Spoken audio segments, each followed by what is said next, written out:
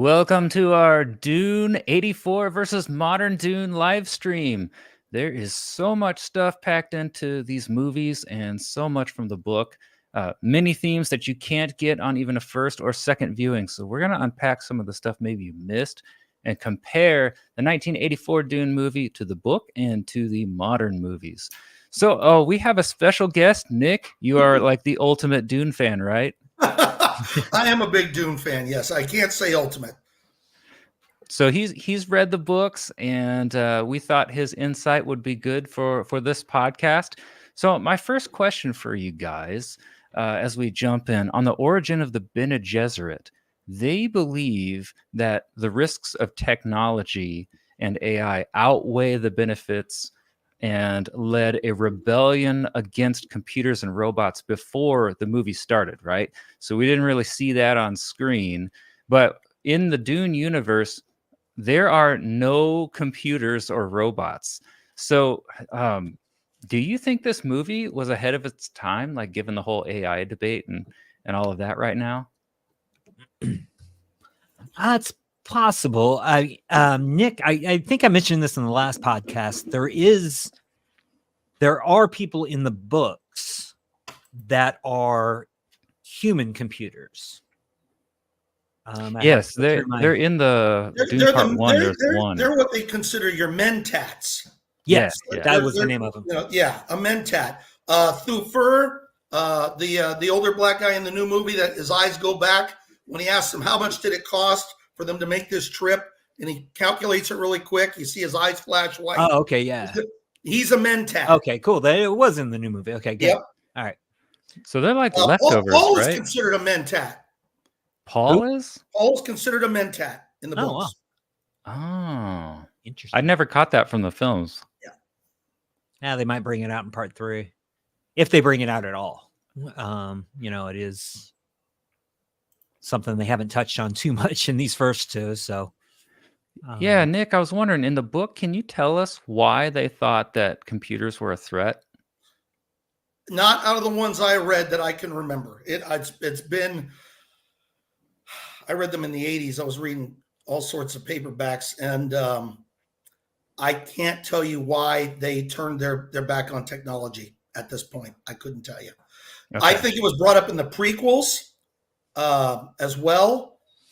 Frank's son, Brian, wrote prequels, and there's a lot of debate whether or not that's even canon because it wasn't Frank's vision. It was the son and another guy. Mm-hmm.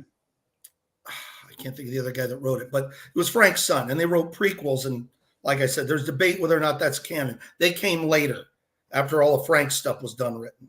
So I always looked at Terminator as this theme, like, oh no, Skynet's going to kill us and all this stuff. AI is going to be sentient, but it's really Dune that started this then? I mean, it's subtle, but it's there, right? You jump into the movies when the wars happened already. Yeah. Yeah. I mean, there's been other writings. I mean, this might be the first adaptation. Maybe I'm trying to think back in maybe the 70s or something like that. If I don't remember exactly like the plot of THX 1138, George Lucas's first movie. Oh yeah. I want to say that had something to do with computers or something like that. I think I watched like 20 minutes of it and I fell asleep. It was just a futuristic world where nobody had names. Everybody had a number. So Robert Duvall's character was THX 1138. And so it had nothing to do with computers. So he's just, it's just, that's the kind of world it was. It was black and white and everybody had numbers instead of names. Mm-hmm. Did you notice there's no like laser guns or anything in these movies? Okay. Yeah. Everything is kind of like a primitive weapon. Yeah. Nick knows this. Yeah. No, they resisted doing that. In the books, it's especially the Fremen. They have their own. Actually, I was trying to remember some of this. It was a total they didn't want the movie to be seen as a martial arts movie, but the combat is mainly hand to hand. And like in 84, those weapons don't exist. Those sound weapons, they're not the books. Those sonic noise weapons, shock, they don't, not there. It's very minimalistic. It's a speed martial art. Like I said, I took some notes and I'm trying to figure out. Let's see. Some of those guns to try to compete with Star Wars, possibly, or ride the coattails. That was the thing exactly, and that's where I'm trying to find that spot. Mhm. I had all sorts of notes, and you guys covered a lot of them in the other. There, Prana Bindu training, high speed martial arts that Paul and the Fremens used. It was a high speed martial art, but pressure from Star Wars and a couple other tech oriented sci-fi films at the time, they repurposed the weirding to be weirding modules. So they just started the way they fought hand to hand to give them weapons to try to compete just with the movie time, because they were really concerned it would look like a martial arts film. And a lot of fans were ticked about it. They were like, no, not canon, not right. Yeah. So that totally makes sense. I mean, the body shields, the generator, those were in the book. They at least did that right in all three movies. The two movies and, 84 and new, and the books did have the shielding modules. Dude, those looked a bit shields in different. the 84. Oh, yeah, they did look a little different. Funny. And I watched you guys' I was actually present on the last one. Doug was right. I mean, it was great for what they had the time to do and the tech to do. I mean, if you gave David Lynch with today's tech and said, hey, you can make 3 movies, I'd be disturbed to wonder what would come from that guy's mind. I mean, it'd probably get an R rating, to be honest. He's a weird dude, David Lynch. It's like Picasso of movies. Yeah, I mean, for what he did, it's still considered. It is a cult classic. And I couldn't think of a better film to be on your guys. I mean, you did The Exorcist and such, but movies are spiritual. The whole basis of this is a holy war. And Nathan, you hit on something last week, or I don't know when did you guys post? I watched the live a week ago. Yeah. Okay. Yeah. About the Arabic and Islamic influences. There's much more of that even in the book. So you nailed it spot on. And some of your references were like, whoa, I didn't know that. So I know you're a theologian and you study that. Some of your references when you're talking about what was it, the deep, when you were referencing it. Yeah. I was like, Leviathan. oh, damn. All right, nice, Nathan. Good pull. So yeah, and they don't even say holy war in the book. They refer to it as jihad.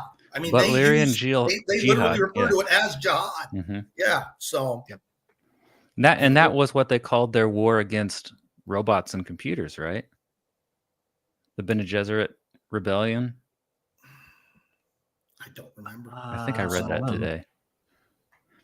So I did read something very interesting, is that Frank Herbert's main motivation for not having technology in the film or computers and stuff, it wasn't to be anti-technology necessarily.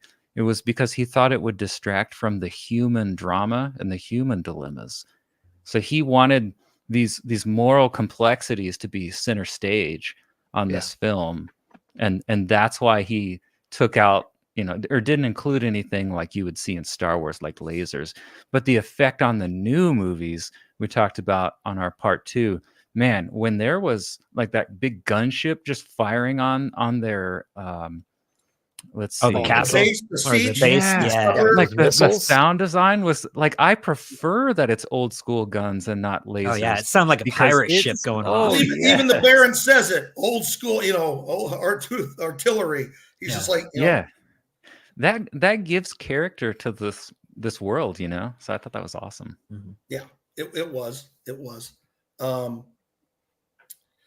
The biggest difference for me is when I saw the movie, and like I said, I'm not going to go into part 3 yet. I don't know how far Villanueva is going to take this. As far as how far into the book, I'd like to see him go to the end of Messiah. I hope the trilogy is able to get through the end of it, because he hasn't gotten there yet. So to do a book and a movie, I don't know, but there's a clean end, and I'm like, where is he gonna? So I hope he gets to the end of it, of Messiah, because there's a good clean end. It's a Greek tragedy. It's not a feel good movie by any means. If anyone thinks it's gonna be happy Hollywood, it's not. It's Or at least it's whole not supposed to story- be. huh? At least Yeah. it's not supposed to be. Correct. We'll see what correct. happens. Is he going to bend it? And he's already done that. The biggest difference that I've seen that a lot of other people seen, and it was right at the end, Chaney does not bail on him. She totally supports him in the book. She understands the political really? marriage. She sticks by him through it all. But Paul also sticks by her. He'll marry Irulan, but he doesn't bet her. The bedroom's for Chaney and me. You know, that's off limits. So Chaney stands by him, understands that, you know, he loves me. He's going to stick by me. And he honors that. And he does. She doesn't get up and go cry and ride a sandworm home. That doesn't happen in the book. So, Yeah, they may be I don't know if they're trying to maybe build up the drama of that, and they make up, you know, maybe Right at she the just needs to beginning, have a scene where she, you know, she has to feel it and then she gets over it. Maybe that's where he's building to. I'd like to see that. So far, out of the two movies, he is sticking more to the book than the 84 version did in almost all things. So, but you know, like I said, the age of the guys, that was both movies were they're closer in this one, but they're supposed to be young teenagers. Fade as well is 14 young. or 15. Yeah, 15 years old. 84 did a better job with the time lapse. 3 years are supposed to go. So you see his sister show up. Aaliyah shows up because enough time went by that she's actually born. They're doing a lot of condensing in the Villanueva. You know, am I saying that right? Is it Villanueva? Villeneuve. Villeneuve. Is he French? Denis Villeneuve. Denis. Oh, well, thank you. I thought he was Latin descent. I'm like Dennis Villanueva. So I apologize. Here I am looking up the pronunciations of all the names to make sure I had them right for that, but not This his. guy is supposed to be the expert. Come on. Not a movie producers. No. Yeah, speaking of them taking I leave that to you guys, especially Doug. Them taking the daughter out, man, she was creepy. Those were some of my favorite scenes of her just like hamming it up. That's an adult voice coming out of that body, right? Yeah, I thought they would have overdub. done the voice a little differently when I first saw it. But if they're going for the creep out factor, they nailed it was creepy. Yeah. Yeah, it was. Yeah. I like the fact that they at least gave her consciousness. So she's communicating with her mother. I'm like, okay, that was her interesting. Presence is there. That was cool. You know. Yeah, I was waiting to see if the daughter would show up since she did in the 84, but I guess they're waiting for the third one on that. So you don't know how many years. I mean, well, you got to imagine at least the third one's going to have 4 years go by because that. You would hope. I think the daughter was probably right around that. I mean, he had a vision of his sister. Oh yeah, she was like 24. Yeah, you know, so I'm like, guess, she's coming. You know who's going to play her. So how much of true. a gap are they going to do? Mm-hmm. Between the books, 12 years passes. Between Dune and Messiah, 12 years go by of Paul's rule. Oh, really? So yeah, so they can. So the books it didn't go into detail on that or anything. I mean, it does, but not like I said. I'm not spoiling. I'm just 12 years. I don't. Okay. You know, from where they ended this, if they bring part 3 in, they can actually age everybody 12 years and still be clean with stuff. Okay. They could start it, clean. In the book, Chaney's father is the judge of the change, Dr. Kynes. Kynes is Chaney's dad. And if in the 84 movie, Nathan, did you get to see it over the week? You said you were going to watch it. All right. Oh, yeah. When they cut his still suit and just leave him to go suffer in the desert, they do that in the book. It's a lot more drawn out and descriptive. But so in this movie, you don't see that. Kynes was a female. Well played. I liked her character and what they did. But, again, variances in the book. Because that's what I figured you guys wanted me here for, is to try to point out those differences. Not so much between the two movies. You guys nailed most of it last week. Yeah. Well, we were also just, after going through the first two, we kind of figured that anybody who went and saw Dune 1 and Dune 2 in the theaters recently, or even a couple years ago, might be going back to watch Dune 84 for the first time, which is the reason that I went and watched Dune 84 for the first time. Sure. Because now I need to kind of see what that's all about. And if they hadn't seen it, they might kind of be in for a little bit of a, I don't know what the word is, shock a little bit, because of how it's a little different. Story wise, though, with the 84, as I mentioned to you, I followed that one a lot better than I did when I watched Dune. Right. Just because, I mean, eventually, when you're watching the most recent one, you get what's going on. It just takes a while to get to it. Okay. And with Sure. 84, it's all the internal monologues that they had, and explaining why he's putting a hand. I like that. And that's written in the book. I mean, he even puts that the internal monologues are written. Okay. Like he puts it quotes like they thought it and said it.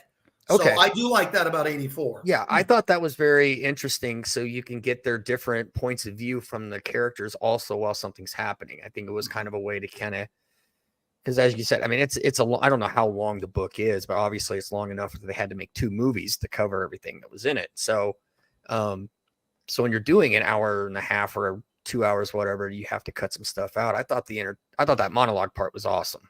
Yeah, you had made mention that you liked that. I did. And I mentioned on the last one that I would probably sit down and watch 84 again before I would sit down and watch the 2 new ones. Hot take. I don't know. I think it's just because it's got that 80s.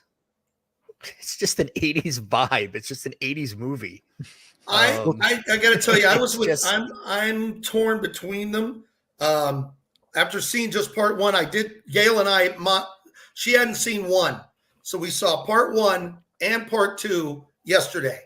Now I'd seen part 1 with Doug. So we marathoned it, literally sat at home, watched 1, then ran to the theater and watched 2. Made it real cool. I got to say that was a neat way. Yeah, it is nice to remember everything that happened just 2 hours ago instead.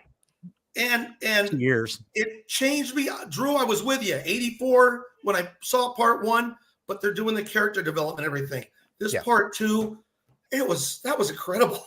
No, it was everything you guys were saying, because you guys had already seen it in last week's review.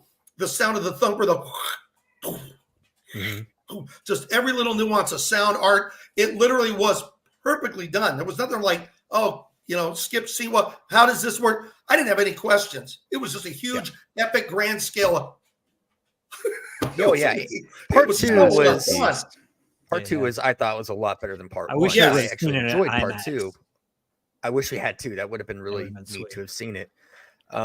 So I agree. Part 2 is a lot more entertaining, and I did enjoy it a lot more. But I don't know. I just kind of there was something about the 84 one that was just like, it's kind of corny.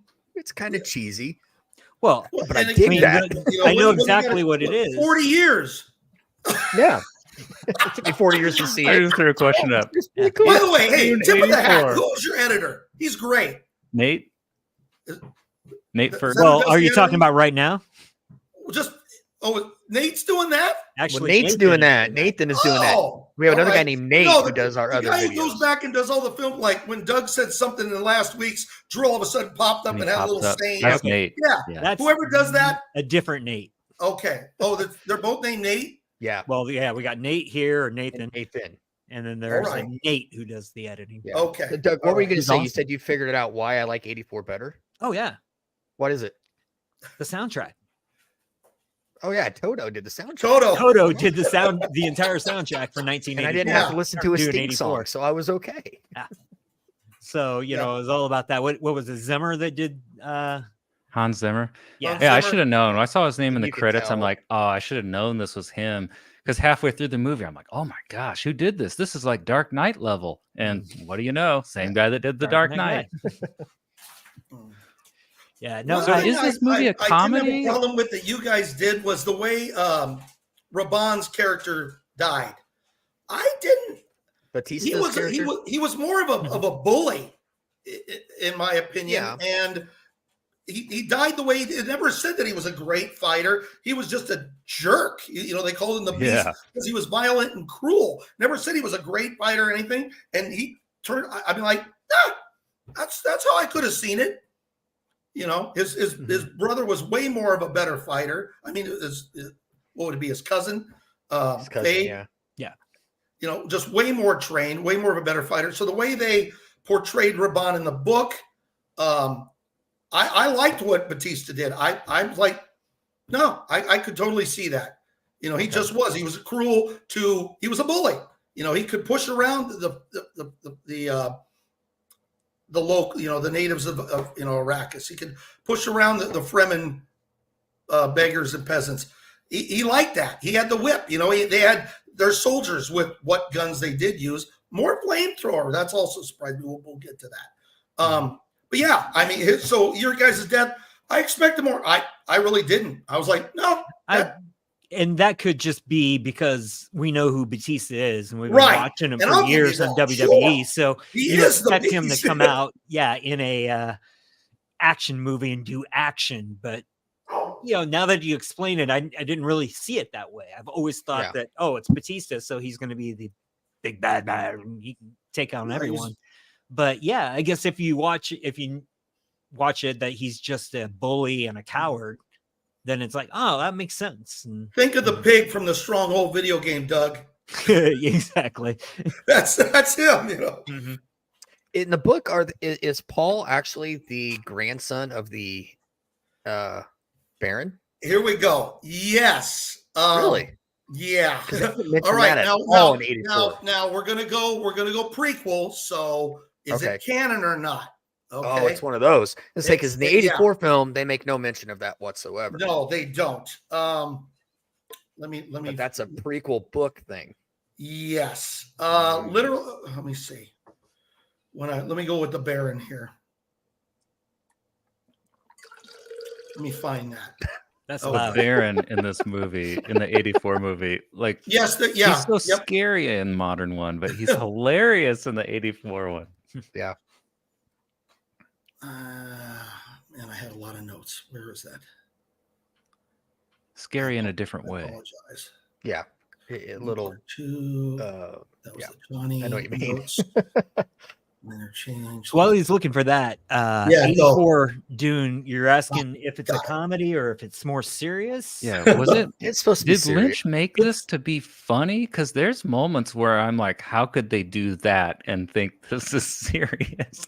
Because I enjoyed it as a comedy in those places. But like taking the dog into battle? Or well, there's that, and there's like, let's see. Which the dog makes it. I realize the dog does make it. It shows up later in the movie. Oh, I didn't see it. Dog makes it. Okay, so Picard saved the dog. But there's lines like, your disease, it's so beautiful, and I want you to squeeze. It's like over the top acting. That? Yes, there's some that's early '80s. So, but that was still, you're still pulling from the '70s and the dramatic, acting and over the top. Especially with Lynch, with his movies, he's going to try to pull that out of people. So I think, if you watched it as an adult who grew up in the 60s and 70s, maybe whose dog's going crazy? Anyway, if you're able to pull that kind of watching, the kind of movies that they watch, he ain't going to stop till I let him out. Sorry. All right, no worries. Yeah, Nick will be right back. But this is what happens when you're live. Yeah. But yeah, that kind of dramatic over the top acting, you saw that a lot in the going through the 60s and 70s and into the early 80s even. And so that kind of acting, I think that's what they were going for. And I bet Lynch was probably pulling that out of the actors. But when you watch it in today's scope, where you've watched movies from the 80s, 90s, and up to present, it's just a different type of acting. We've kind of talked about this, how child actors, there were very few child actors in the 80s that were good unless they had really good directors, where nowadays child actors are so much better. When we talked about the Sound of Freedom movie, how we thought it felt more like a 90s movie than a modern movie because there were so many just still shots and it wasn't, camera. It was actual zooms and stuff like that. So it's just the way filmmaking was. And Lynch was that kind of director that pulled people, tried to pull more out of him, and took him over the top. And I think that's just what they were going for, a serious vibe. But looking back at it now, it's kind of cheesy. So. Well, think about like Batman and Robin. The director was telling him, we're making a comic book. We're making a cartoon. So he overacted everything. That's what he wanted. So it's That's what Lynch did? Well, Yeah, that's what they we're did saying. in Batman. What they did in Batman. So it's kind of the same deal with this. He probably wanted that little extra, hey, this is a science fiction movie. Let's amp it up there a were little some bit. serious great actors in the Oh, cast. Oh, there's a whole, the whole cast is, I mean, we talked about that 80s movies. Mm-hmm. But again, it's just, it's the same thing as, when, some of the more modern movies, I mean, we talked about it during Star Wars episode 3. No, that seems crazy and over the top. And it was, but at the same point, he was going full out. He's like, this is me, I'm acting. And so it might have, some people saw it over the top. Some people loved it. And I think we're kind of seeing that the same with this, I somewhat compared it to the Emperor in Return of the Jedi, since that was the year before. I can see a little bit of that, and especially like with the music they bring in, but the Emperor did achieve being creepy and scary. I'm not sure this Baron, he achieved disturbing, but He's still gross. like funny more psycho gross. disturbing. Yeah. Yeah. So in hindsight, it's a comedy. Maybe in its day, it wasn't exactly received as a comedy.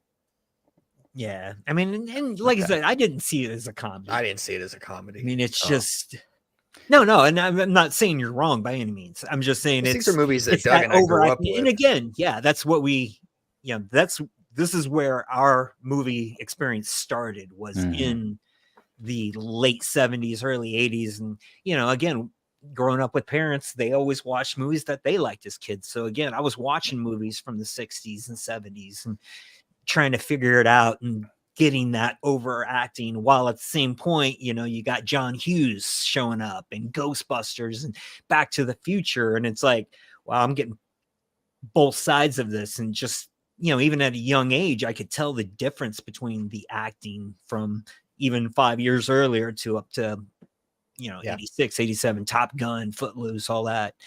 I guess Footloose was still 84, but still, it's evolution of filmmaking. Yeah. Yes. Right around then, I would say probably 81, 82, 83, 84, you started seeing that change from the more dramatic, over the top acting to the more laid back. And, you go from that overacting to Breakfast Club and watch that. No one overacts in Breakfast. I can't talk. In Breakfast Club, they just kind of chill. It's just like, whatever. Great movie. Love it. Right. But just completely different. So if you can watch movies from the late 70s, early 80s up through the late 80s, you can actually see that morph into, just different acting styles, different ways to shoot the movies, things like that. It's completely different. And then you saw the difference through the 90s and then up to modern movies now. There are very few movies that shoot with cameras on tripods anymore. They're all right here and moving around. And I can shoot a THX movie with this if I wanted to. I don't even know if they use THX anymore. 4K, I can shoot a 4K video on that. So we're way past that now. Yeah. I know, I'm still talking like THX is great. It's like 50 years old now. But anyway, you can, that's why, again, you grew up, Nathan, with 80s into the 90s, and so you didn't get that over the top acting that we kind of started our lives with. So we see it differently, but at the same point, it is kind of funny watching it overact sometimes. Well, I do have a serious question. So I wanted to talk about the Bene Gesserit, because one of my questions was, is there actually a real prophecy in this movie? Because I noticed that, like, the Fremen they believe in the prophecy, but they were told it by the Bene Gesserit, who apparently are not into supernatural religion. Like their religion essentially is science, and they're manipulating the bloodlines to try to, I guess they want to make a female who will marry the Harkonnen, the nephew of the Baron, to bring the two houses That's together. that brings Well- you to your question that you asked about why the Right, Baron is about- the way he does. Yeah. In the Well- prequels, the Bene Gesserit were trying to, through genetic manipulation, they're trying to bring their own prophecy that they created into being. So they've been trying this forever, working different bloodlines, hoping they can make it work. And did they make it up?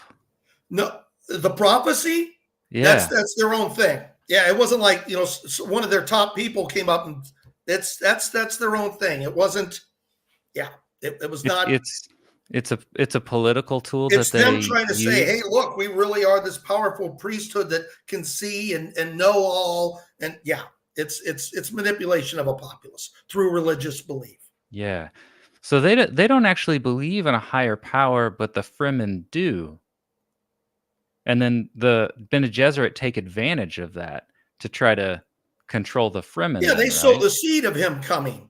Okay. You So know? then when Paul shows up and they're like, oh crap, because they made up this prophecy to control people, but Paul is actually fulfilling it and does appear to have They special abilities. manipulate the direction of the prophecy. There was supposed to be a one. There was always someone who would come as a leader. But when Paul was born and they had the chance to do this, they're like, we got to make it a guy. So that's when, when you go down there's when Helen Gaius Mohayim in blackface, Helen Mirren's character, right? in blackface, the Bene Gesserit eldest mother is talking to Jessica, saying we've done what we can on Arrakis. So that's when they start. Paul's coming. They start spreading that. So they're changing. It's been around for a long time. But was it a guy or was it a girl? It was just someone would come. Now it's going to be this guy. The Bene Gesserit wanted a female because that was always just how they run their bloodlines, and they were mixing them. The Barons, you would ask that earlier, the Baron's disease and why he looks the way he looks, they were literally blackmailing him in the prequels before this ever came. And that's why Lynch rolled with the disease, because he probably read it or caught wind of it. They were blackmailing him into impregnating that Helen Mirren's character, the lady in the black, supposed to be. So that's Jessica's mom. He finds out he gets wind of the blackmailing, sets a trap for her, rapes her, and then impregnates her, and that becomes Jessica. Jessica who gives birth to Paul. So the parent, Wow. and that's a Bene Gesserit curse, genetic curse that they gave the Baron. And that's all from the prequel novels. That's in the prequel novel. So whether it's canon or not, right. it's up to you. But Lynch rolled with it. Villeneuve did not. He is heavy. He does carry himself with the weight thing. That's just how he is. Well, he kind of did roll with it, and Villeneuve did, because he put it in the movie. He's just a big fat guy. He's not. No. not I'm talking about him he's being not- related to the Baron. Yeah. Oh no. I meant the disease part of it. Yeah. Okay. The disease part, right? Yeah, like you say, that they're so lovely. That's a creepy sin. Like what? Well, but in the prequels, that's how it comes about. That woman in the black is Jessica's mother, and the Baron is dad, Wow. and that is grandfather to Paul. I have a theory on where Frank Herbert got some of these ideas about the Bene Gesserit. I mean, I definitely think they're modeled after the Jews, because the Bene Gesserit Council, I mean, they have the appearance of the Pharisees, who were, the enemies of Jesus in the New Testament, right? So there were actually two factions of Jews at that time that had power in the temple. And since Herbert was looking at the desert religions to model his characters in this movies off of, I'm pretty sure he went to the Sadducees, because they were the Jewish group that had the most power in the temple. They basically ruled the temple, and they did not believe in like a higher power. They didn't believe in heaven and hell. They believed that there was no afterlife. When you died, you just took a dirt nap. So what they would do was they believed in changing the world through political means because they thought God wasn't around to change the world. He wasn't involved like the other Jewish Pharisees did. So you have these two groups of Jews, one who's devoted to the spiritual teaching and one who really doesn't believe the spiritual teaching anymore, and they're purely a political group. They held the most power in the temple when Jesus was born. So that to me looks very much like the Fremen, who still have the faith in the desert and they believe in these prophecies, and the Bene Gesserits, who they don't they have this power, but there's not very many of them, like the Sadducees, and they're manipulating everything through politics. They're still teaching the religion, but they don't believe in it. And then I had the question in the film: do the Fremen, they're on another planet and they worship the Maker, right? So that must be their higher power. Is this to be considered a different religion than the Bene Gesserit? Because the Maker are the worms. okay, because they don't refer to them as plural; they refer to them as the Maker. See, I read conflicting things because some said they were seen as given to them by the Maker, and then others said they seemed to be worshipped as gods. And they do call them Shai Hulud, which means eternal thing. So they're saying that the sandworms are eternal. I mean, maybe that's because they sustain their life. But there it is. Like, is the sandworm their god, or is the sandworm given to them by God? It's killing me to tell you something. This is a spoiler for part 3. I want to know them. Say I can't. There's no way unless Villeneuve goes further into Children of Dune, then it's not a spoiler. Okay, then it's not a spoiler. I'll tell you. Paul's son, Leto II, who's actually the second Leto II. They didn't show that in either film. Cheney and Paul had a kid who dies in the initial attack on the siege Tabor, where they're artillery striking. Yeah. They lose a son. Neither movie went into that. Interesting. And they named the next one, same thing, Leto the second. So it should be Leto the third, but he literally mutates into a worm. 3,000 years of existence. Holy cow! In Children of Dune. Yeah, that's a lot. The Maker is quite, they can, So it is the worm. The Space Guild navigators, and Lynch loved that because he didn't. I mean, not Lynch, but Herbert loved what Lynch had done with the Space Guild navigators. They were human creatures that had morphed into those fish-like things just through consumption of spice. I was going to ask about that because I did not see a half-human worm thing in the new one. No. So they just mentioned the navigators, but they didn't really go into it like. And that's a totally different type of creature. I mean, the spice can do a lot of stuff. Remember, it not only is it so wealthy, but because of its power. I mean, look at all the different things it's already done to people and their minds, and it's basically the future acid on acid. Right. It's just insane what it can do. Psycho, and biochemical reactions. So that Space Guild navigator that comes out in the beginning of the 1984 movie in that train car, and he's talking, that was a person. That was a man.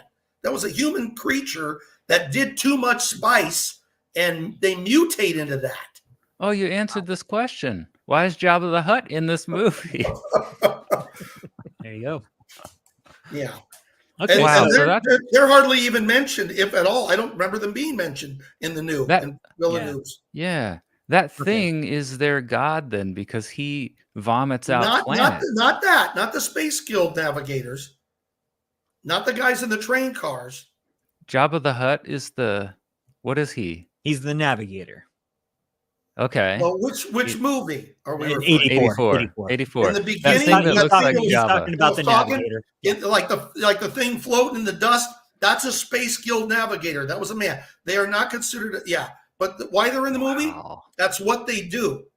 Spice allows them to fold time and space and travel. Without them, and it kills them. Like when Thufir in the movie says, "What did it cost them to do this trip?" And he says, 3 guild navigators. They die doing it because it's such a powerful Oh. trip. I remember the quote. I didn't know what it meant when I saw that. That is amazing. Okay. So Alright, a so- thing that is great can kill you. Like the thing that helps you, if you overdo it, it can kill you. It's a drug. Yeah. Makes sense. You know, So a it's drug. not, And, I mean, they're not important to the story, but it's a cool little. Yeah, you got to have them to travel around Yeah. space. So they're an essential part. But Surprisingly, that they didn't mention that in the remakes, because You're right. that's what they did. They went deeper into these books and movies to bring out more stuff, but they completely skipped over that. And again, when we were watching 84, Drew and I, it was just like, hey, big worm thing talking. Okay, weird. And- But I it's understood like what they did, now though. you miss explaining it in that. the beginning. You miss it in the beginning when the princess comes out. She's got the little 80s star cheesy background behind her, and she's talking. Mhm. She says what they are. She says Yeah. that. And so many people miss that. Oh, She yeah. went, wait, what? No, when I watched 84, I knew what that guy was. Okay. I knew he caught was a navigator. I didn't realize he was once a human. Well, No, I didn't she catch it. doesn't say that. No, I didn't She catch just it. says He was a that they human. have to have the spice. And Yeah. so Okay. that creature isn't born like that. It mutated into that. Oh, so And But the that part book- we never later, like I realized, said, later on, Paul's son is worshipped as a god, a human god deity entity. He mutates into a worm-like creature and lives a long time. Wow. So, Fascinating. but you won't see that in part 3. That's going to be Probably beyond. not.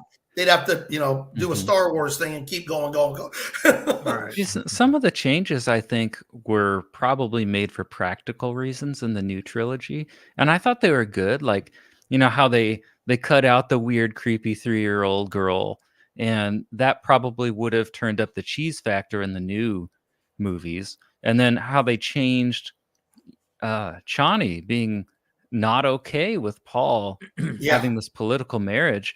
Well, that probably would be something modern audiences struggle with. Exactly. I mean, we Yeah, don't have a I was gonna say cultural that, text I could see like that. a point. We women don't say, have anything to what? look I'd put at. up with that from my man. Yeah. No. So I think it's interesting and okay to rethink that, because it's interesting. But that is exactly what people did back then. Like in biblical times, Oh, the yeah. whole reason King Solomon had all of his marriages was because he was trying to consolidate power in the It ancient was world. political reason and gain Yeah. only, not Well, love. they still not do that emotion. nowadays, or still in the Middle East. They'll still have arranged marriages and things like that, just to kind of little political power here and there.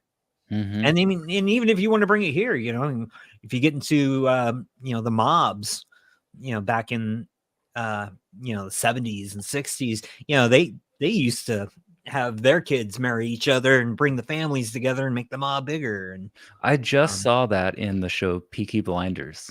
oh yeah, that happened. Yeah. Mhm. So Are yeah, you they're just gonna now do it into to that death. series, Nathan? well, my wife watched it and she was showing it to me. So Yeah, Gail and I were huge fans. We're waiting for the movie. So yeah, I because heard the about series that. ended. I'm like, where's the movie? But anyway, let's stay on track. Well, here's Um, oh, go ahead. Oh, I was going to throw Aaliyah. this interesting question up, the box test, which I thought was spectacular in both movies, especially in the 84 one. We get to see Paul's hand melting. We don't see That's anything all like in his that head, and that's what I Yeah, like. The yeah. visual, it's like Mhm. in the movie, the new one. Well, what's going on? He's just what's going on? They visualize it, and give you an image. Oh crap! Okay, I can understand why. Yeah. He thinks he's feeling that. Mhm. This He's- test is to determine if he's an animal or a human, though. Like, what are they? Because they say like, if you fail, it means you're an animal. So I'm like, what is going on here? Going over to Are his there? base animal instincts, like Mhm. the fight or flight reaction that animals have, or is he strong enough mentally to realize and fight through it? And no, this is BS. This isn't really happening. It hurts, but it's not real pain. It's not real pain. So can he think like a real high level rational human being, or is he going to fight or flight like an animal? Yeah. That's what they're getting. Were they like flipping gender politics at the time to try to bring that issue to light? Because I mean, this is the '80s, right? When women have less power maybe than now, and they're moving more into the workforce, and they're I guess women were not viewed the same as they are now. So I wonder, did they kind of write some of that in there? Like in this world, the women think less of the men. Did they do that to like bring this issue to light and make you think about it, or is it just a That occurs in the book, and so that was the '60s, and I mean, so was Herbert a big, was he a pro feminine? He might, I don't know. That happened in the book. That scene, it happens Mhm. earlier. That's actually one It's of the the first intro, things right? that occurs. Yeah, that's the intro of it. It's the Reverend Mother landing on the planet and dealing with this. What an opener, man. Would you rather have that for the opener, or would you rather have what we got? I like what we got personally. I think it led the characters in better. Okay. I mean, for them to just jump in and go, well, wait, who's this guy? Who's, I mean, how would they do that cinematically? And that's probably why they didn't. Mhm. I can't imagine. What's in the box? Like, just put your Yeah. hand in the box. You have no idea why it's a threat. There's nothing. They maybe they had to build up the ominous atmosphere to do that in the film. Aaliyah is also the one who kills the Baron. Lynch got that right in the books. Aaliyah Okay. does do it. It's not Paul. And after that, she's literally out on the battlefield, killing off, dying her Conan soldiers for their water. I mean, she's a vicious little thing. She's This is the little daughter. yes, Aaliyah. Oh wow. Okay. Yeah. That's why I said they did a time crunch in this new movie. She's not born yet, but in the book she is. And when that battle happens, she's still that little girl, 3-4 years old, but she's kills the Out there Baron. just killing And she's people. out finishing off wounded Conan soldiers. Imagine them trying to put that on screen in this that would- new It would have been trilogy. awesome. That would have been Like a very 3-year-old with a sword. cool. Ah, So I'm probably for it. well, she's using a Gom Jabbar like she did on the needle. in the 84, yeah. Right. But yeah, that I'm like, she's a vicious kid, man. So and maybe that would have been, I mean, to keep a PG-13 rating, maybe they didn't want to display a child doing such violence. I don't know. Yeah, it could be. I did wonder what the original was rated. And it was just PG-13, right? Because it's got a PG. seven head and I think some it was blood, and PG. it It was has just some- PG. They didn't even have a Oh, 13 yeah. rating. wasn't then. around yet. See, That's you gotta back think when they again, still had. Yeah. back in the 80s, kids could go see anything. Yeah. They They didn't Well, have. you've heard the story about episode the original Star Wars. It was rated G until George Lucas put that scene in where Obi-Wan cuts off the arm. Walrus Man's arm. Really? Yeah. If No, it I didn't wasn't know for that. that scene, the movie would have been rated G, which would have just killed it probably. Because You no would've thought it was adults for would kids. miss it. You didn't Yeah. get PG-13 until Temple of Doom. I think the that's first the one where they're PG-13 like- I remember watching was European Vacation, Yeah, well, that came which out there the were year two after. instances of I saw that in the theater. My Topless mom mist. taking my head and ducking me under the seats. yeah, right. But It no, wasn't they quite didn't have the 13. they didn't have a PG-13 rating until Temple of Doom came out. It almost got a rated R because of the darkness. So they're like, don't Spielberg, know. like, well, how about we just make it PG-13 instead? Because there was none. It was PG or R.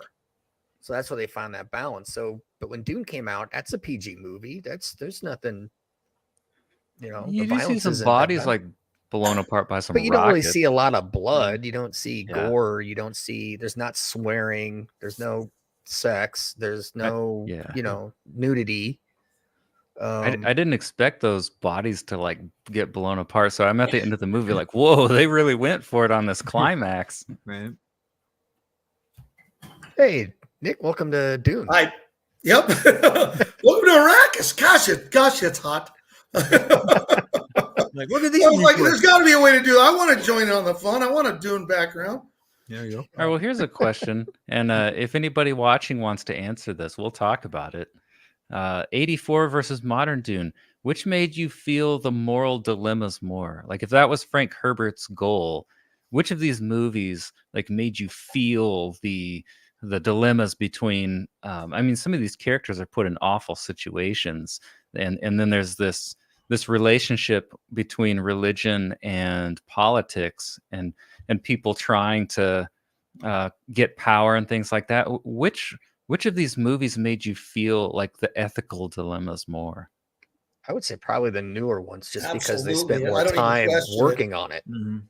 84 has it, but they don't go into that much detail. These two movies, that's what it's all about. So definitely the two new All ones. these religious leaders sitting there, questioning each other and arguing, and I mean, like it brought it to the forefront. I mean, morals and ethics. It's like, wow. And the main characters stood out more for me, like Fade Rappa. Sting's character. I mean, he was cool, Right? and everything, but I didn't really understand why he was there. In 84, yeah. Yeah. It's just like Sting's there. He doesn't have a shirt and he's got spiky hair and he's dead. Great. But with Austin Butler's character, I understood, how he fit into the story and what he was like and everything. It just, the newer ones went deeper into it, which made you understand the characters more. And I have only seen Dune 84 once. So, when I watch it again, I might catch a little bit more, and, I definitely missed a couple things here and there. So, I might pull more, but again, with the newer movies taking more time to tell you the story, you can definitely feel the moral dilemmas with them more than in the 84 version. Mm-hmm. Yeah, and I thought one other thing that the new movie did really well was they better explained the water of life, and they better set that up as like an event, and this could kill Paul. All the dialogue was there in the 84 movie, but it's just like, oh, all of a sudden we're here. Like they hadn't been talking about it and building it up throughout the movie, and then it just happens. Right. Whereas the new one, it's like, oh boy, how is he going to survive this? And I mean, they made that. It's not the climax, but there were some stakes. Nathan, what do you think about the languages being added? I mean, 84 was all English, all spoken. There's a sign language. There's so many different, racial, and in the new movie, adding languages to it that, they spoke different language. They had different wording. The old movie, they didn't, other than the weirding module sound, words to trigger them. Mm-hmm. The book has lots of languages. There's races that haven't even been introduced yet. I just, I didn't know what you thought on that. Being a theologian, did you pick up on a lot of, are they using Arabic, Islamic basing for a lot of those words? It seemed it. Even the music when they were traveling through the desert sounded that Middle Eastern feel to it. Yeah. Well, I mentioned Shai Hulud earlier and what that meant, what they called the sandworms. Well, when I saw that, because a lot of the first movie, or part 1 and part 2, were in subtitles, so I looked that up, and it is Aramaic. So they took religious, languages from the ancient world and used them as the base for some of these things.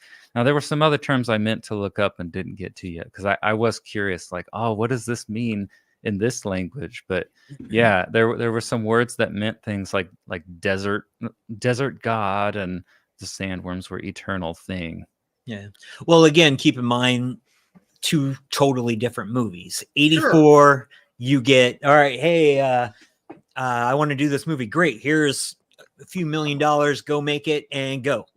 Where so they didn't have the time to research. I mean, because you can't just break out, have somebody come out and be like, "Hi, I'm one of the Fremen. Yo también," and then they start speaking Spanish. You have to almost create new languages. And since these are on aliens. that point, the Game of Thrones linguistics expert is the one who created some of the languages for the movie. The guy who came up with Dothraki and the Valyrian languages for Game of Thrones worked with these guys to make their languages. There you go. There's Yeah, people so they in had Hollywood who are Time just to do that. yeah. There's people in Hollywood who are just that's their job. There's a guy who wrote an entire Klingon dictionary. Yeah. For Star Trek. Well, nowadays it's much easier. You can just I can jump on Chat GDP right now and say create a language, and it can probably come up with something. Sure. Well, I mean, this guy wrote this back but in yeah, Klingon, the 80s, Ewoks, Elven, Java. It's a those Huttese languages language. in those books or movies that people actually, took time to. That's one thing. Tolkien created all those languages. Yeah, exactly. Yep, he did it. Elvish. And that how long ago was that when he wrote that? I mean, Years. Yeah. 50s was it? Yeah. 40s. 40s or 50s, 50s. I'm not sure. But yeah, but he took the time to do that. When you're given $10 million to make a movie and we want it out next year, you can't sit down and write out languages for 6-8 different species. So they had, they, again, like you said, Nick, and I mentioned last week, they did the best they could. Yeah, with that's the what it was.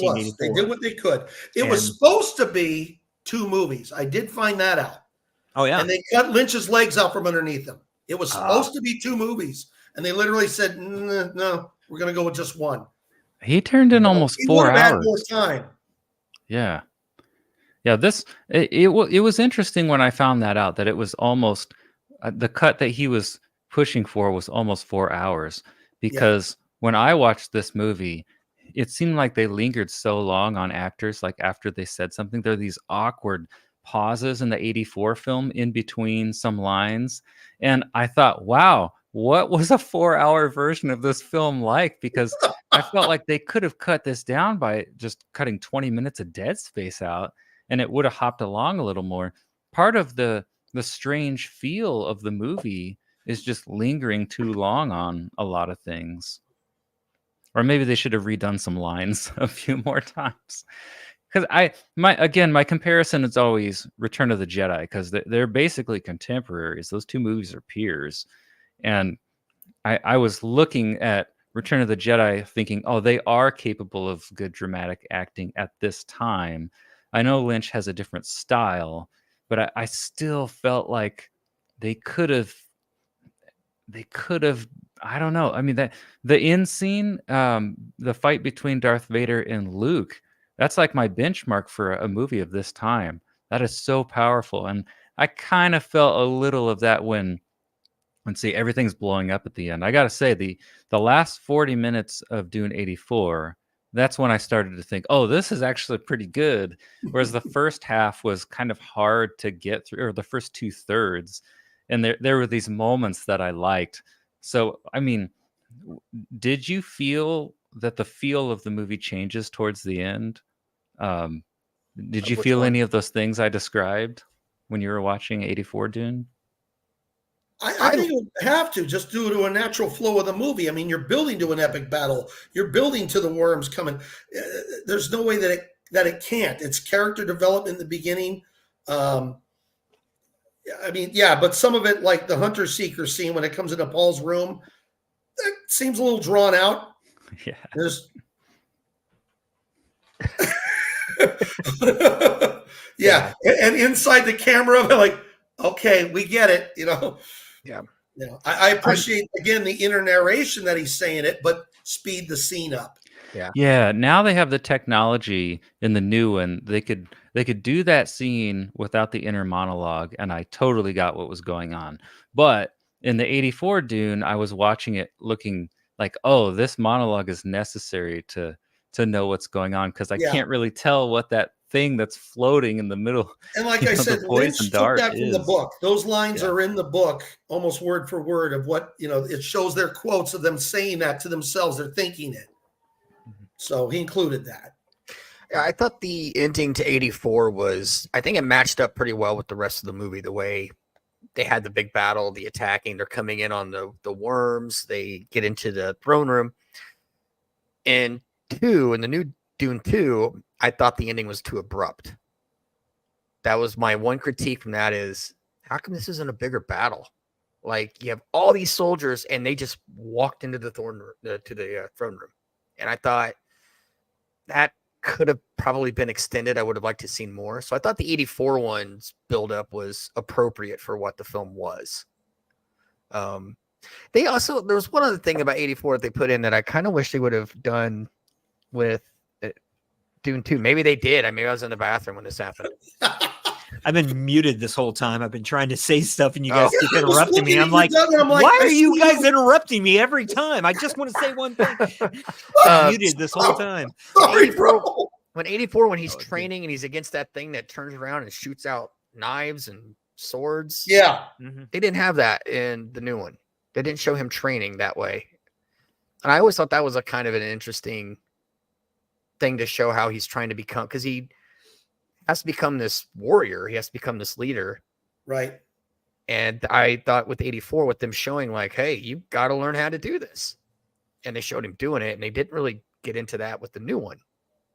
With Brolin, I think they covered it well enough, honestly. Yeah. When, you know, with them saying Duncan's gone, I worked with what I got. So, you know, they still showed that he is trying to learn. He was capable. The machine was a cool addition. I would have liked to seen a new updated version of that machine, though. You know what I mean? Like, could have done some cool stuff with that. Yeah. Yeah. Doug, you've been trying to talk for 10 minutes. What do you have? That's What's right. on your mind? Well, Over to a Louis couple Phillips things. in the newsroom. So, first off, we were talking a little bit earlier about, you know, why he did things, why the 84 version did this and did that. And I did some research. Back in the 80s, the studios had way more power than they do today.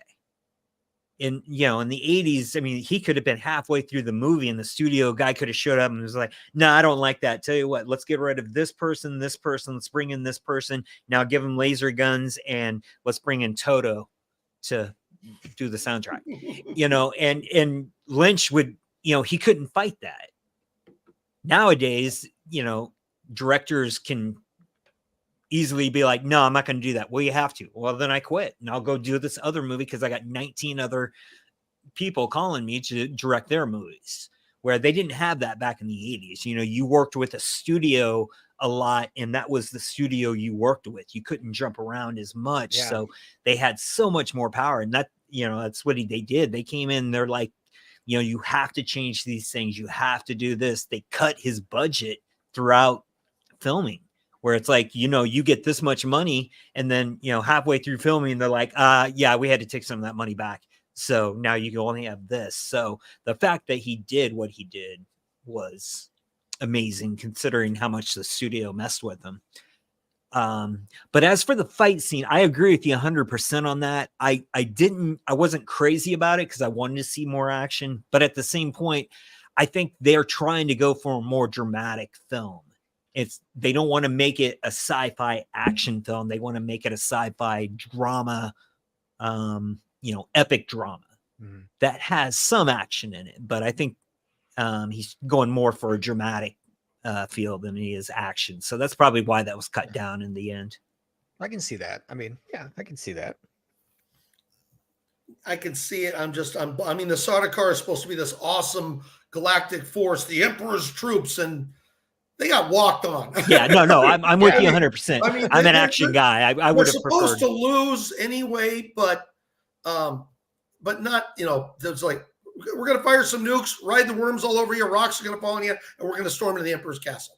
It's that easy. All three-sided pronged effect that attack that's gonna just wipe you out. Yeah. It's like, why did you need the kid to do that? You could have done that 50 years ago. You guys control the worms. Easy. Just drive the worms in. It worked. Well, they needed the nukes, though, the atomics to blow Oh, them that's out true. to get them That's through. true. That's right. They Okay. did have to do that. All right, so it makes sense. Okay.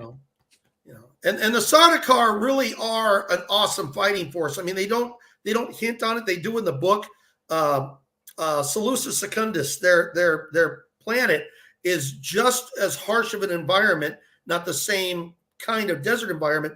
And that's why Leto's like, if there's anyone that can match these guys, it's got to be the Fremen. You need people that also came from a very harsh, tough environment to fight. So that was supposed to be the big thing. And I'm like, oh, I wish they would have shown that a little more. Mhm. Did the book have more? Yes. Yeah. And, I mean, not like bloody detail.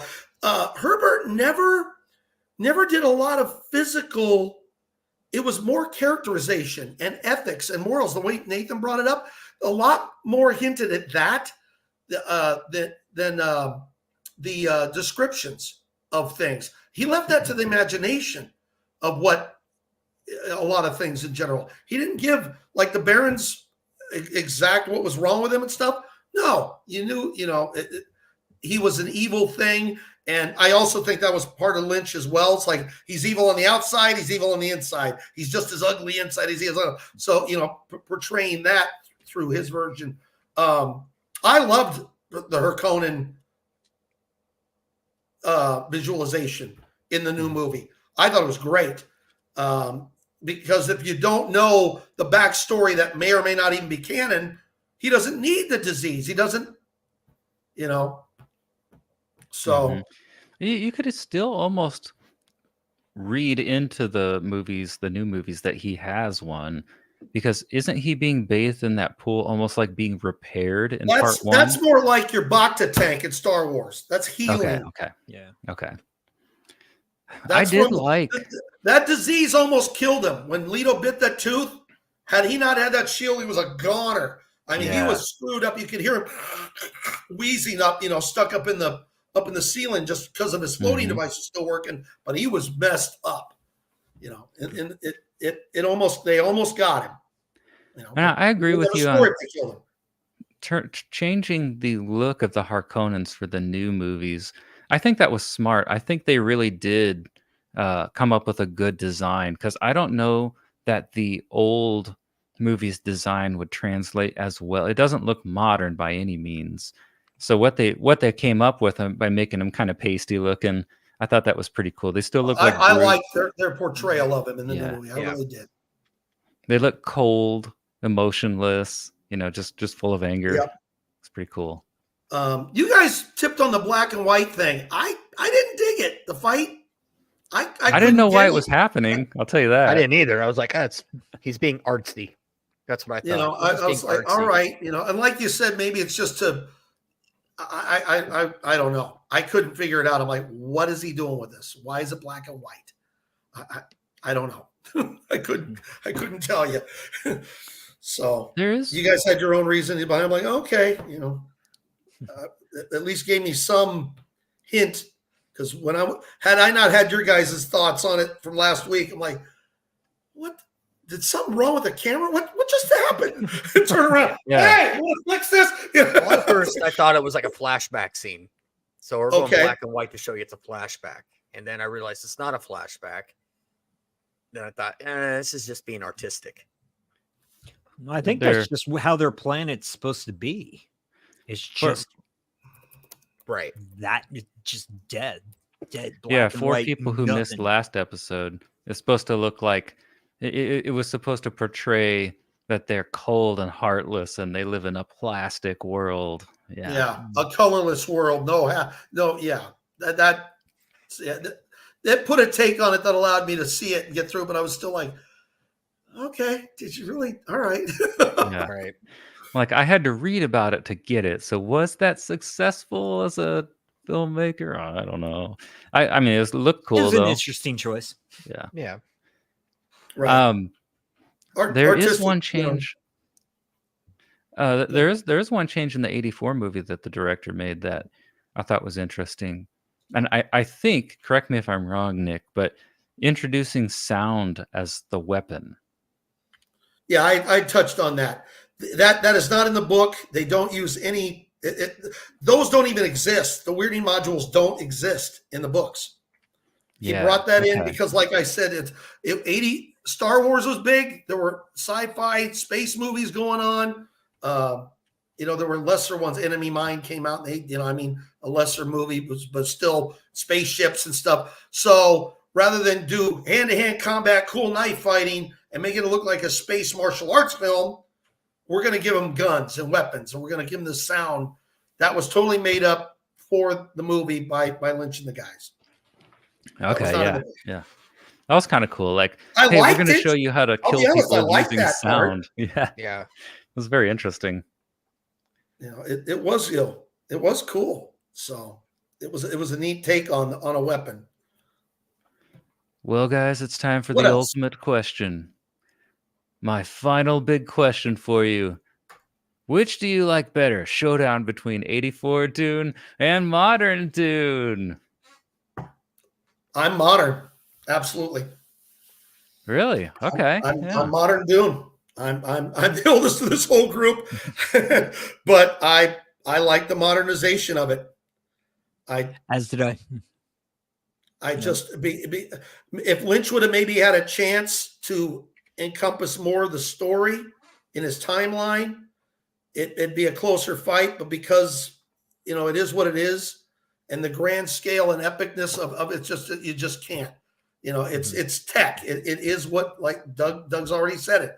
They did the best they could, but here's what you can do nowadays. And it's it's great for its time, but its time has passed. It's 40 years later. 40 years. And I agree with everything that Doug and Nick say. This movie is hands down better production wise, acting wise, directing wise, visually. It's stunning. I mean, it was an amazing movie to watch, just to look at. So yeah, this one is definitely better. I still does anyone want to know where spice comes from? What? Where do you guys think spice comes from? It's from the worms. It's from the worms, right? Not from the big ones. What do you mean, the concept? Like the spice on the planet? Spice itself. How do you think it's created? I mean, granted, they call the worms the maker, even though it's yeah. Is it the worms? Like, they die. They secrete it. Yeah. It's basically it's little mini ones. There's sand plankton because there are water reserves underneath in Arrakis, so there's sand plankton, and that's why you guys like, boy, those worms eat a huge amount of sand. Yeah, there's also sand plankton in there, and then the sand plankton evolve into sand trout, and then the trout evolve into that worm, a small worm, which you saw her drown. Yeah, and that's beyond sand trout. Any water, she didn't have to go that deep. Honestly, any amount of water can kill a worm, even the big ones. Water can kill them easily. Small amounts of water will kill them in that. And yeah, they're basically their bile from their death. That's the water of life. So the sand plankton, the sand trout are the smallest amount. But when a sand trout dies, it expands in the sand itself and mixes with the chemical in the planet, and it literally explodes up to the surface, causing it to come to the surface. Let me see if I have that down. Sand trout. Their bodily fluids mix with water. The result is a pre-spice mass. The masses give off fumes, builds under the pressure of the sand, and explode to the surface, where the pre-spice mass material is exposed to the hot, sunny atmosphere of Arrakis and turns into spice. So that's how it's created, from little mini worms. That is so interesting because it's basically like they're like if dinosaurs were here today. They're this huge threat to us, but we can't kill them because they also create things that keep us alive. So like man's relationship with these monsters is so interesting in these films. Most people thought it was like the fecal matter of the worms. It's worm poop. It's like, no. It's dead worm. Dead worm. Baby worm. So That's interesting because now that you say that, it's like the worms are actually, I mean, they feed like whales. I kind of Yeah. noticed that anyway. yeah, You know, and they suck that even when they plankton in. ride with their mouth, Yeah, it's just like a their whale mouths would are do open. it. I mean, yeah. You know, 'Cause you've seen them that they can close their mouth, but hey, keep that sucker open and let's eat while we're traveling. yeah, that's cool. It's plankton. It's a giant sand whale. That's a very good way to put it. Yeah. So that's how the spice comes along. That is super interesting. Yeah, thank you. Yeah, it's pretty cool. Drew, you were We knew saying we you brought liked you the on here for a 84 reason. movie. No. What I said was, let me make sure. What I said was, I did like the 84 movie. These are the better movies. The new ones are the better movies, hands down. But I still kind of like the 84 movie. I think that's I think it's a fun one to watch. I'm not saying it's, don't go watch it. It's still a fun one to watch. Drew likes the 84 story because I think it Okay, yeah. This it's flows spelled out along a little bit here. better, and I agree with you on that. Yeah. It was so much easier to follow the 84 version But than part 1, and Right. then after watching the 84 version, part 2 was much easier to follow. Yeah. But Yeah. these two movies, the new ones are hands down better they are movies than superior. 84. I mean, Yeah. They're very, You know, yeah.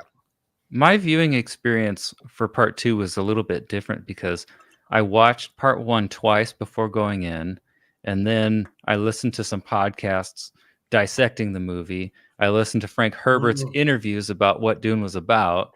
So I had all this back knowledge about the worms and the meanings of the film, but I didn't have the spoilers for the story for part 2 yet. So then I went in and saw part 2, and I had like a Dune catalog in my head first. So maybe that benefited me because I didn't get lost in it or anything in terms of the story, but it's Mhm. probably because of all that work that I did.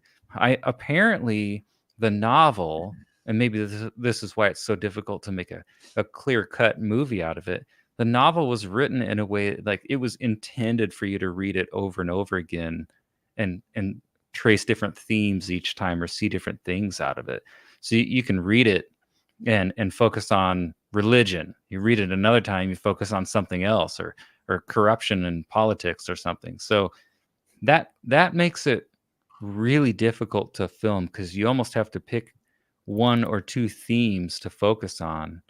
And I think what they chose was Paul as a Messiah or false Messiah. I guess we don't know yet. And two, the relationship between religion and politics. So I got all kinds of questions about what this part 3 is going to be. I was worried that they might not make enough money because of how theaters have been doing lately to finish the trilogy.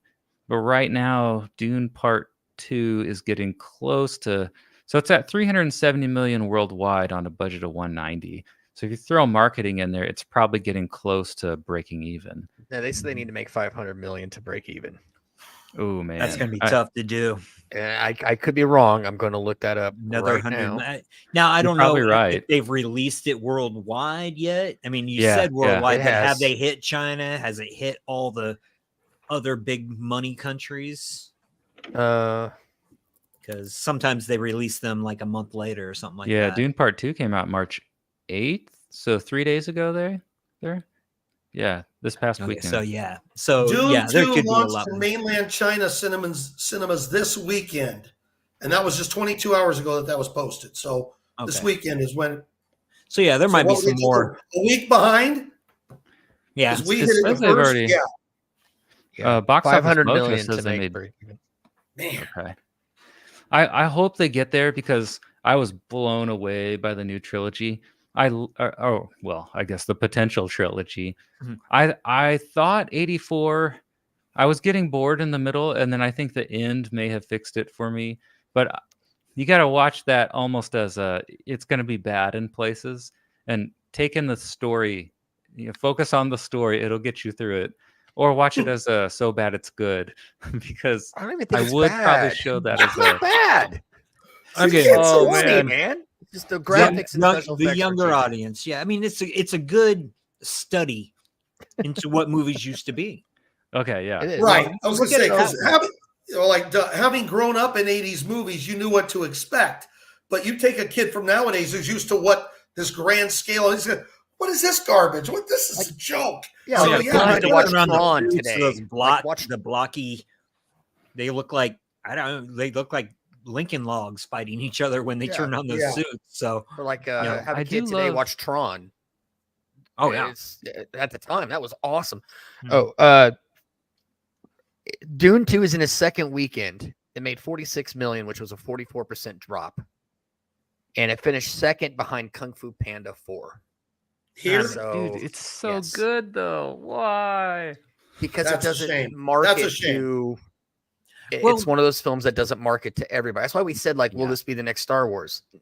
Not No. really. It doesn't appeal to that wide audience the way Kung Fu Panda 4 does. but too, I mean, there's you know, so many people who don't ahead. go to theaters anymore. right. Yeah, Kids, And you that's take your somebody kids said to the with theater streaming. now. Some people Mhm. just, I'll wait till it comes on HBO. I'll wait till it comes on Netflix. You know, This Gail is and I one you watched the should first see in part a of Dune theater. here, streaming at home. We watched it the first one at home. Most of the time when I go to the movies, it's to take my kids. Now, I see a Yeah. lot of kids in the theaters, and other times you almost wait to stream too. So that has something to do with it. So it will be hard for it to make its 500 million. There's If they were gonna one make- for a future episode for you guys. Is cinema a dying thing as far as theaters go? 100%. Yeah, I think so. I have a solution to that problem. Really? I think that those AI video generators are going to potentially lower the budget of making a movie. So they'll still have to deal with a marketing budget, but the effects budget will come down. Because I've seen the demos of Sora, Chat GPT, the company that makes them, OpenAI, they're making a text to video engine or generator. It's called Sora, and they have already given it to filmmakers to get their early feedback. And I've seen the demos of it, and it is incredible. So I think somebody who knew how to harness that and use it to make special effects.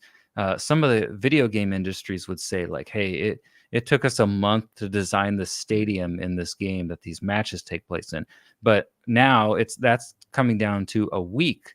So I think it's going to lower the budget of movies. Well, is acting may also put- going to become no Well, longer see, necessary? that's I what's hope going to not. happen when Sora. I mean, if you give me Sora, if I ever get the opportunity to use that in its full capacity, you better believe I'll be putting every single one of our scripts that we had and said, here, make this into a movie.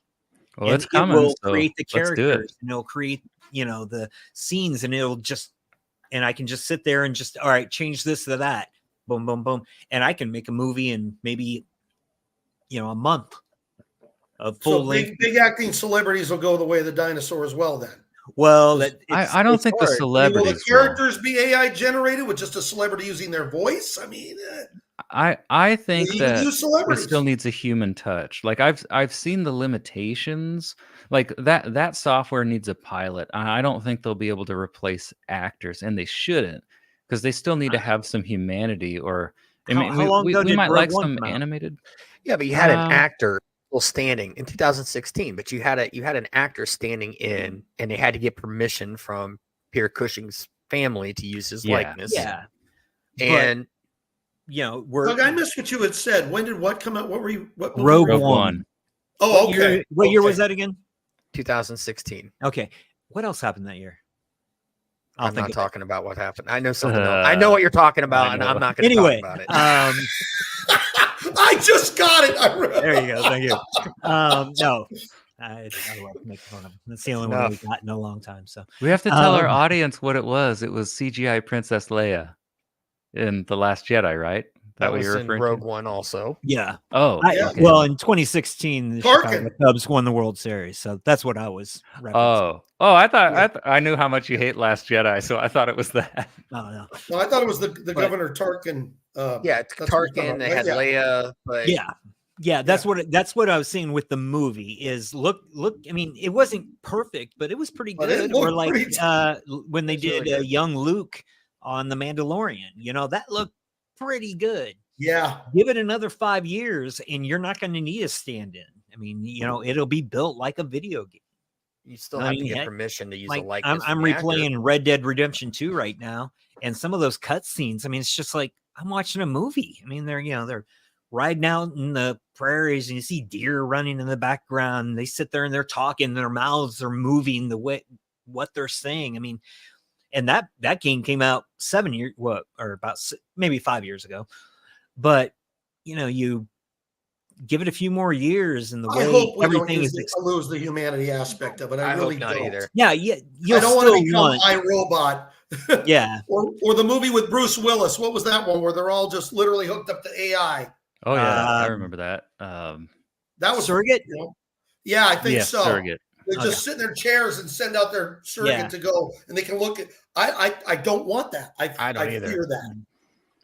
I just want Dune Part 3. I want that. And if it Yeah. doesn't get made, I will feel like something terrible happened in cinema history.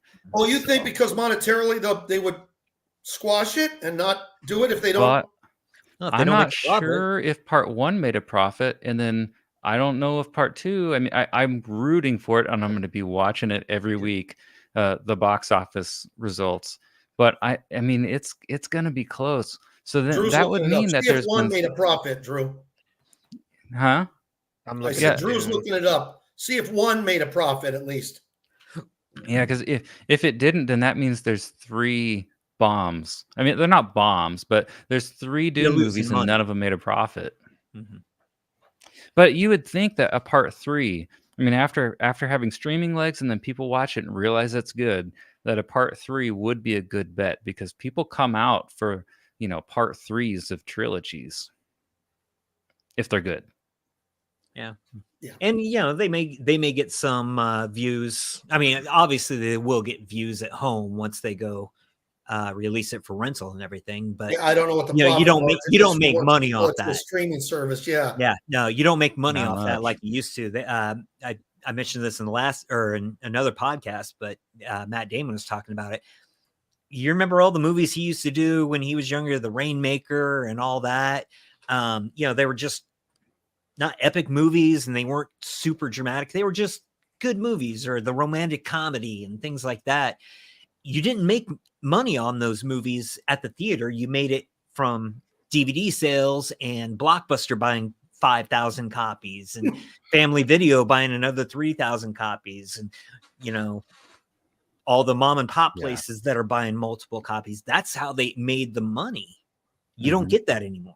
No. There's, very few rental places left. And, There's physical media that you had to hold, and yeah. right. Yeah. So you can't make money after the theaters anymore. And that's where a lot of people are having troubles. I mean, like you said, this movie, everyone's going to watch it at some point within the next 2 years. Most people would have seen Dune 2, but most of them didn't pay, the $10-15 to go see it in theaters. They paid the $2.99 to watch it on Amazon or something like that. It looks 7 like p.m. last night, there were 12 people in the theater, and 4 of them were in our row. Well, we saw it That's opening same thing with weekend. We probably had 15.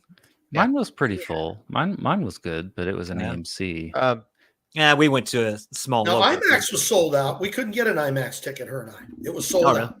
Oh, okay. Okay. So at least people were paying to see IMAX, which is good because that's more money. That's the only reason we went to see the lesser version of the Dome. It's like, well, I want to see it. I got to see it before tomorrow night. So Dune 1 made $435 million against a $165 million budget. So if it did make a profit, Probably break even after a marketing. little, but not marketing much of a or right profit. close, yeah. It was the 9th highest grossing film of 2021.